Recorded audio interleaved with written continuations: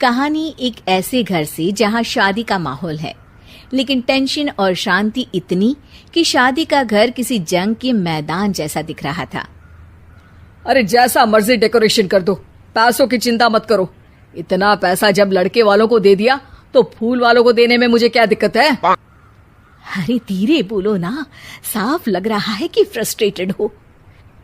अरे तुम तो चुप ही रहो। एक बेटी संभाल नहीं पाई। सारा दिन मैं काम पर जाता था, सोचता था घर पर बच्चों को अच्छे से संस्कार मिल रहे होंगे, लेकिन नहीं, मैडम को तो अपनी किटी और फैशन से फुर्सत मिले तब ना। माँ चुपचाप वहां से चली जाती है। समझ में नहीं आता कि आखिर शर्मा खानदान में हो क्या रहा है। कल तक चिड़िया सी फुदकने वाली शीना की शादी यूं अचानक एक मोटे काले लड़के से क्यों हो रही है? शीना कमरे में हाथ में गुड़िया लिए बोलती है, मेरे साथ जो हो रहा है ठीक हो रहा है। तुम तो सब जानती हो, साहिल मेरे लिए भगवान है। अब जब वो ही नहीं मिला तो फिर कोई भी हो, जिंदगी ही तो जीनी है, जी लेंगे। बाहर शीना की बुआ किसी से बात करती है। अरे मोटा नहीं, उसे तो खाते पीते घर का कहते हैं। अब ओबेरॉय का नाम भी किसी को बताने वाली बात है। उनका इकलौता लड़का तो करोड़ों की सामी तो है ही।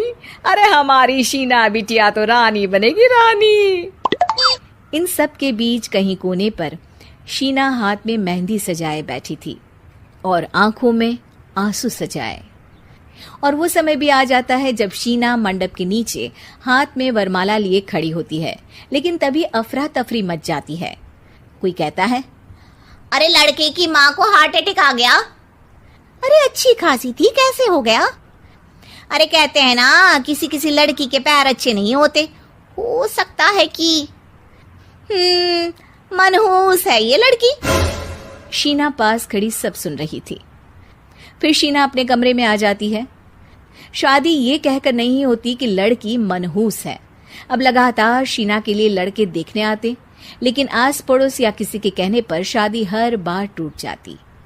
लेकिन एक दिन, अंकल, मैं काफी दिनों से आपसे मिलने की कोशिश कर रहा था, लेकिन हिम्मत नहीं हो पा रही थी। अरे बेटा, हिम्मत तो हमारी टूटी पड़ी है। वैसे कौन हो तुम? अब मेरा नाम साहिल है अंकल। मैं शीना से प्यार करता हूँ और उसी से शादी करना चाहता हूँ। अरे अब तो किस जात के हो ये भी मायने नहीं रखता। बेटा, मेरी बेटी मनहूस है। ये सब कहते हैं कि इसीलिए उसकी शादी नहीं हो पा रही। अगर तुम शादी करने को तैयार हो तो ठीक है। शीना की शादी साहिल से हो जाती है। अगले दिन साहिल की माँ का देहांत हो जाता है और एक बार फिर लोग शीना को अपशकुनी कहने लगते हैं। अरे खा गई दीदी को ये। अरे क्या जरूरत थी साहिल किसी मनहूस को घर लाने की? पर बुआ, माँ की तो तबीयत पिछले कई साल से खराब थी। डॉक्टर्स ने जवाब दे दिया था। क्या पता ये भी उनका सौभाग्य हो कि वो बहू का मुंह देख पाई। अरे बहू का मुंह देख पाई, या ये कह लो कि बहू का मुंह देखते ही स्वर्ग लोक सिधार गई। खैर, हमें क्या, घर तुम्हारा है, हम तो चले। अब शीना को खुद पर ही शक होने लगता है कि कहीं सच में वो अपशकुनी तो नहीं। साहिल, हम दोनों की शादी नहीं हुई होती तो अच्छा था। देखो ना, कैसे पहले मेरी शादी टूटती थी और अब तुम्हारी माँ भी। अरे ऐसा कुछ नहीं होता शीना, अपशकुनी वगैरह कुछ नहीं होता। ये सब तो ईश्वर के खेल हैं। वो शादी तुम्हारी इसलिए टूट गई क्योंकि तुमको मेरी पत्नी बनाना था, और माँ का जाना तो तय था। वो काफी बुजुर्ग थी, साथ ही एक ऐसी बीमारी से जूझ रही थी जिसमें डॉक्टर्स भी उन्हें नहीं बचा पाते। शीना साहिल की बात सुनकर तसल्ली कर लेती है और वहां से चली जाती है। अगले दिन, शीना, अरे ओ शीना। क्या हुआ? उफ, कहीं फिर मेरी वजह से कोई नुकसान? अरे नहीं नहीं शीना, तुम जानती हो, जिस प्रॉपर्टी के केस को हम बरसों से लड़ रहे थे उस पर फैसला आ गया, वो भी हमारे हक में। अब हम करोड़पति हो गए शीना। शीना शांत रहती है। अरे क्या हुआ? करोड़ पत्नी बनकर तुमको खुशी नहीं हुई? शीना की आंखों में पानी आ जाता है।